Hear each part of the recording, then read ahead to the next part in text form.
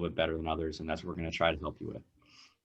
So our presentation is going to be relatively short, and it's to explain how to be efficient and effective in one specific area, and that's your board meetings. And why is that? Because board meetings are a public display of your performance as a board. If the meeting appears dysfunctional, the owners are going to lose confidence. If the meeting runs well, it's going to instill confidence in the owners that you all know what you're doing. So it's our goal to help make you as efficient and effective as possible. Hopefully everyone picks up one or two tips today that they can take back to their association and run things just a little bit smoother.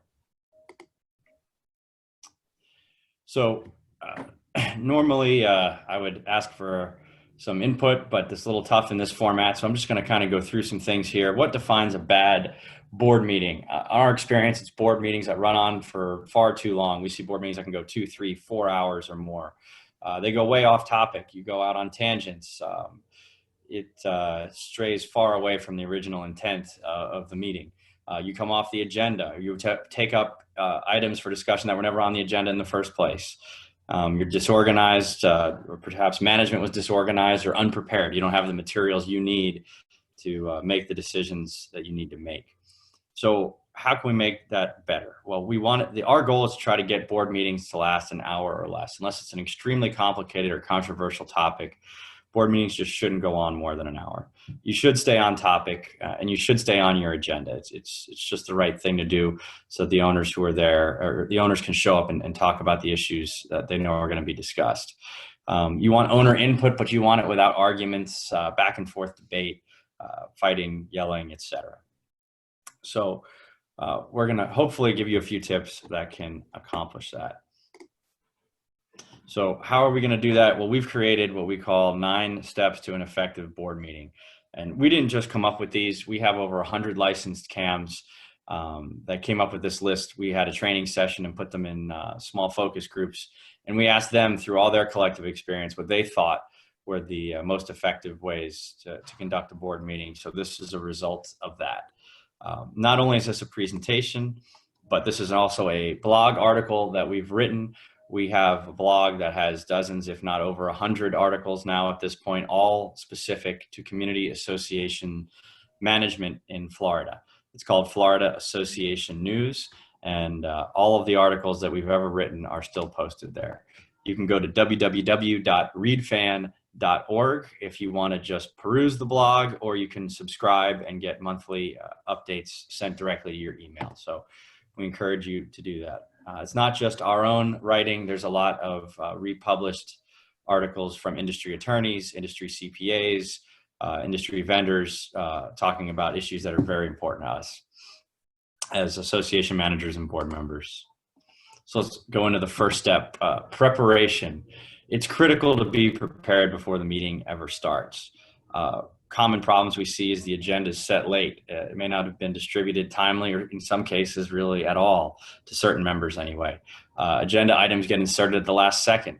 Items on the agenda are not ready to be voted on. There's still too much uncertainty. There's not all the bids have been obtained, etc.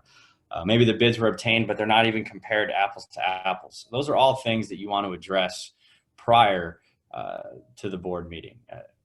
So, where could you be? Your agenda could only have items on it that you're able to act on, that you have the information. It's going to make it much more efficient. You may need to have a policy on how the agenda gets set and when, and that's something that we've developed, that if your board feels like they need a policy for that, we can help you with it. And the board package should always be distributed at least 48 hours in advance and have all the relevant information in it, so that you can actually discuss the bids at hand and make an informed decision that's in the best interest of the community.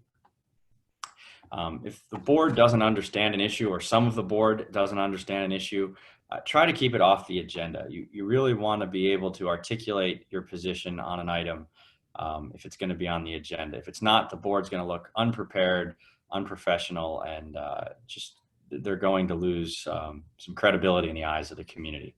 So board meetings ideally are not a time to learn about new information or to have wide open debate. And it does happen sometimes, but ideally you want to come with some idea of where the board wants to go on a particular topic. So setup and equipment. This slide has aged poorly a little bit in the coronavirus times, but seating was a big issue prior to us all having to do this on Zoom. Many communities want to set up a row of tables so all the board members are sitting with their facing the crowd, and the board members can't actually see each other, because if you try to look down, try to talk to somebody on the other end of a long table where you're all seated on the same side, it's not very effective. So we highly recommend, when we do get back into an arrangement where we can actually hold board meetings in person again, that you set up your seating in a U shape, a V, or a semicircle. And the reason for that is so you can make eye contact. Human communication is about so much more than the words that are being said. It's about how it's being said. And when you can see somebody that's speaking, it's a much more effective method of communication. So we strongly recommend that you're able to make eye contact with the other board members when you're talking about issues. Microphones, if you have a large hall where you meet, or you have a lot of residents that maybe don't hear as well, you may want to invest in some microphone technology. It's not that expensive anymore, and it can be it can make the meeting much more effective. If you have snowbird members, board members, you may want to consider a conference call service or something so that they can call in. You may want to get even a commercial grade speakerphone. It's much better than just your cell phone speakerphone, so that everyone in the room can hear the board member. Now, during this state of emergency due to coronavirus, we've helped our clients set up Zoom meetings and free conference call meetings, Zoom meetings like the one you're on now. Boards can actually be presenters like I am today, and the participants, in your case as boards, that would be the homeowners, can be muted and called upon if it's appropriate and the board wants to take input from the homeowners, so that it works very well. There are some legal issues to consider when holding meetings via Zoom and conference call during the state of emergency, but I'll let our attorneys talk to you about that. Next is establishing time limits. It's important not to just put time limits on the residents' ability to speak, which is important, but also on the topics themselves. Your board members, committee chairs, and residents really should all have time limits when it's their turn to speak. I've seen some boards put the time limit right on the agenda next to the topic being discussed. It doesn't mean the time limit's the same for every agenda item. Some are obviously more complicated, and the agenda can reflect that, but it just gives everyone an expectation about how long you should really spend on a topic, and it does keep people from running off on tangents. Committee heads in particular love to hear themselves talk. I apologize to any committee heads on the Zoom call, but they seem to take their opportunity to give a report as an opportunity to talk about a lot of things that may or may not be beneficial.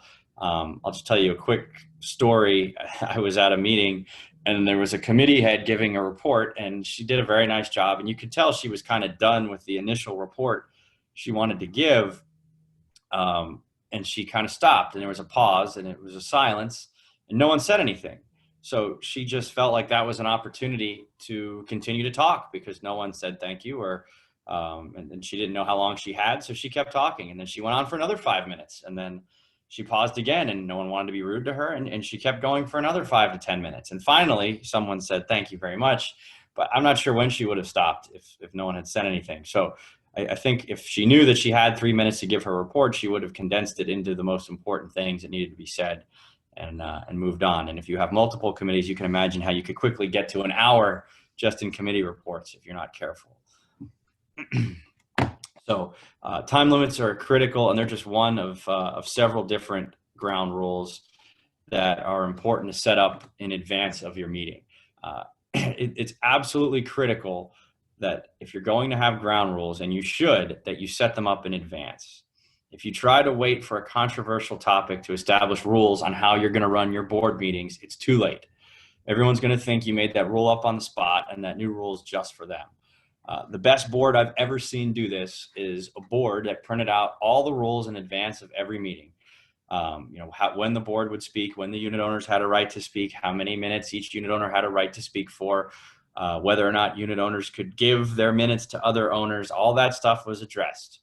before every meeting, they put a copy of the rules out next to the agenda when people came in the room, whether the meeting was going to be controversial or not.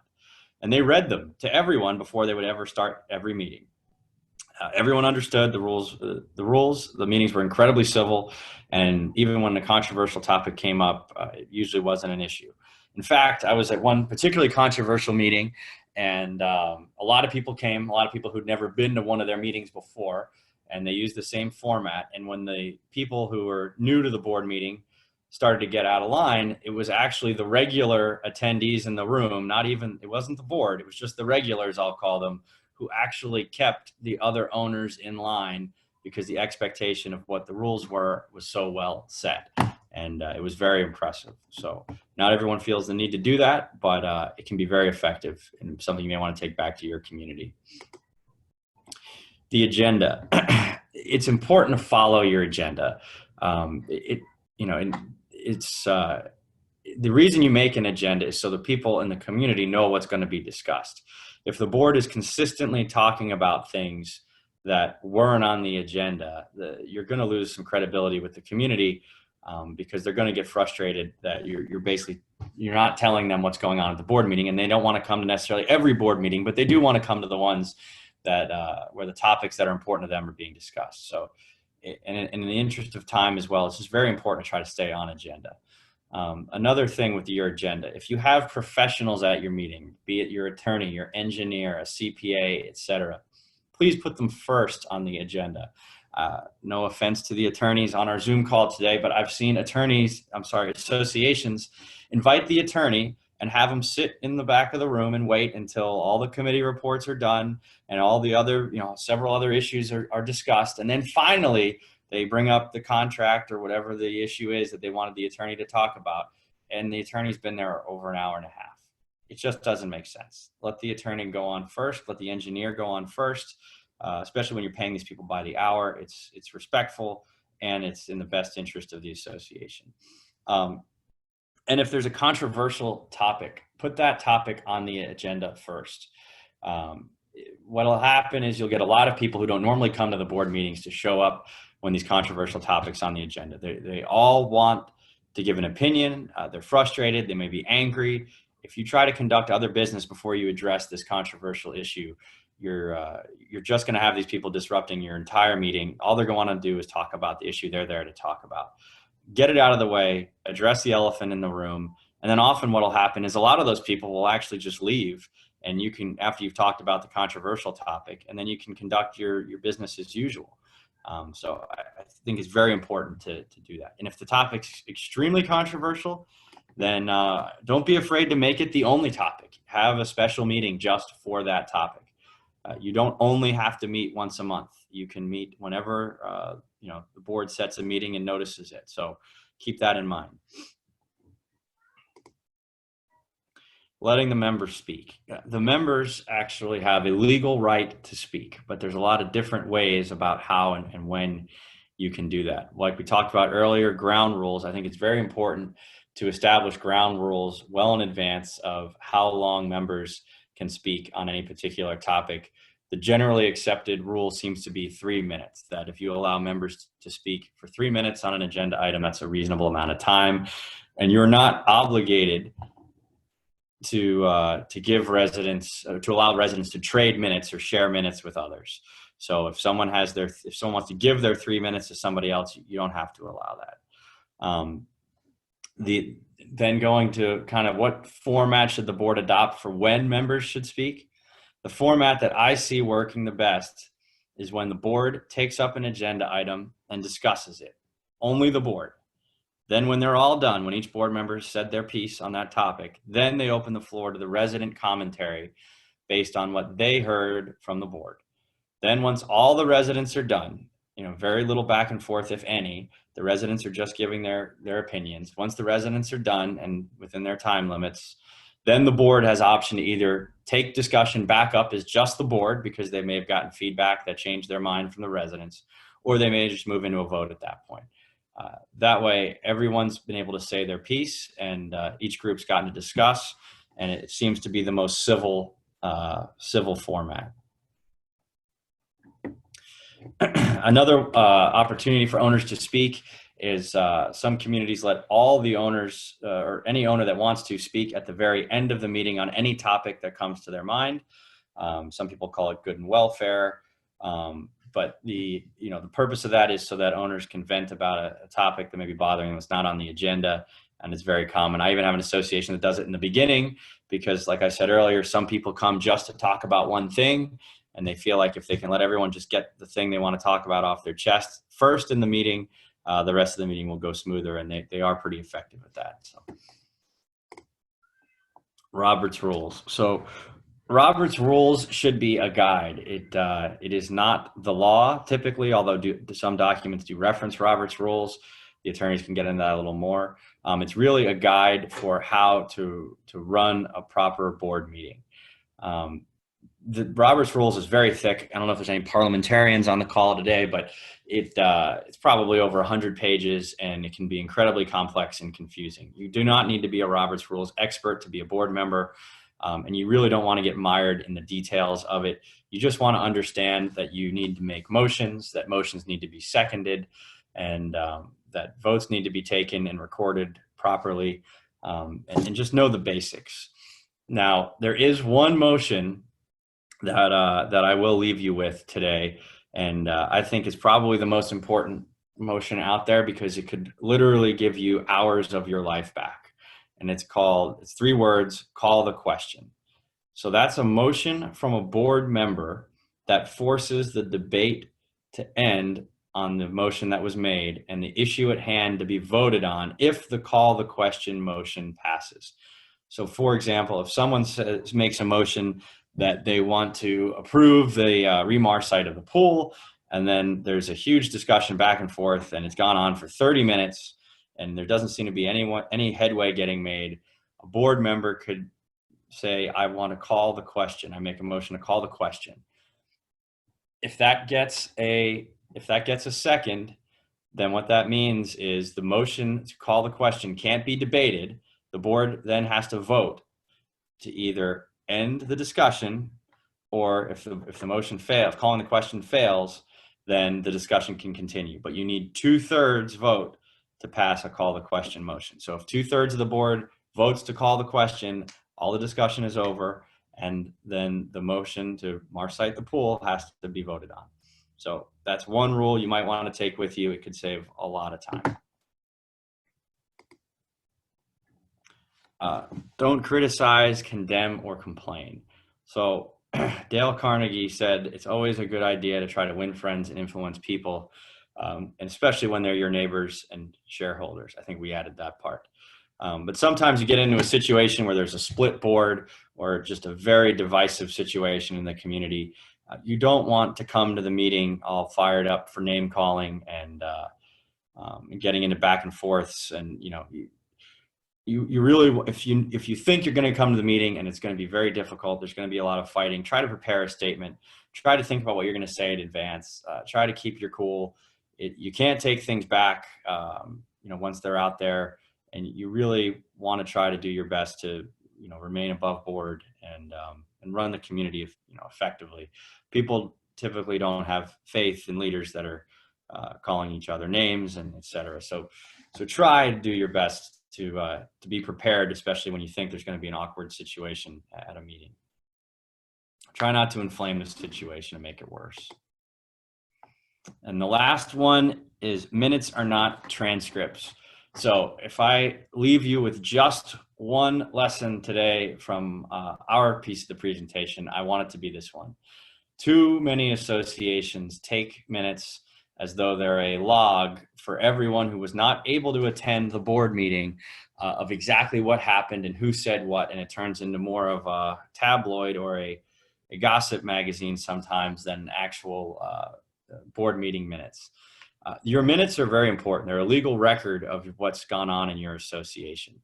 And they last, it was 7 years. I think they may last indefinitely now with the new law, and that's very important because anything bad that happens in your community, if there's a slip and fall, if there's a car accident, if there's any number of things that you may get sued for as an association, one of the very first things the plaintiff attorney will always request is the minutes of your board meetings for the relevant period.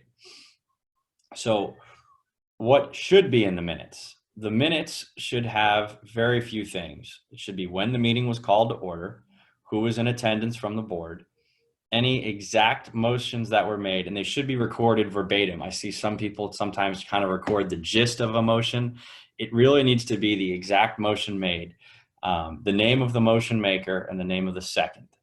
Then after all the discussions ensued, you don't need to put anything else other than discussion ensued in there. You don't need to say who said what. Then you record the exact vote and who voted which way if it's not a unanimous vote, or you can put voted, approved unanimously or failed unanimously. And then you put the time of adjournment at the end of the meeting. That's it. Under no circumstances detail the content of the discussion. And I'll give you a little example of why this is really important. So there's an HOA that has an exit onto a main east-west thoroughfare here in South Florida. And there had been a couple of accidents at that intersection over the years of people leaving the community onto this busier street. The board had asked the county, asked the city for a light. Traffic studies were done, didn't get approved for various reasons. They wanted to do more. One of the board members, in a meeting was very upset, wanted it on the record. So I want this on the record that this intersection's a death trap, and made it into the minutes. Well, a year or two after that, there was a much more serious accident at this intersection. There was attorneys got involved. Obviously, they requested the minutes of the association. Lo and behold, the plaintiff's attorney found that the board knew, alleged that they knew that this was a death trap because this woman said it in the minutes. You can imagine it made it much more difficult for the association and their attorneys. And there was, I'll say, a very, very large settlement awarded, and it really affected the insurance rates of that community for a long time. So that's just one example of how you have to be so careful of what goes into the minutes of your association. So please, if you're doing that today, stop doing it. If you're not doing it and someone wants to do it because they feel bad for the people who can't be there, I highly recommend not starting. So those were our 9 steps to an effective board meeting. For anyone who is interested in learning more about our resources and our articles and other industry articles that have been written, you can see them on our blog and register for it at getfan.org. Again, that's getfan.org.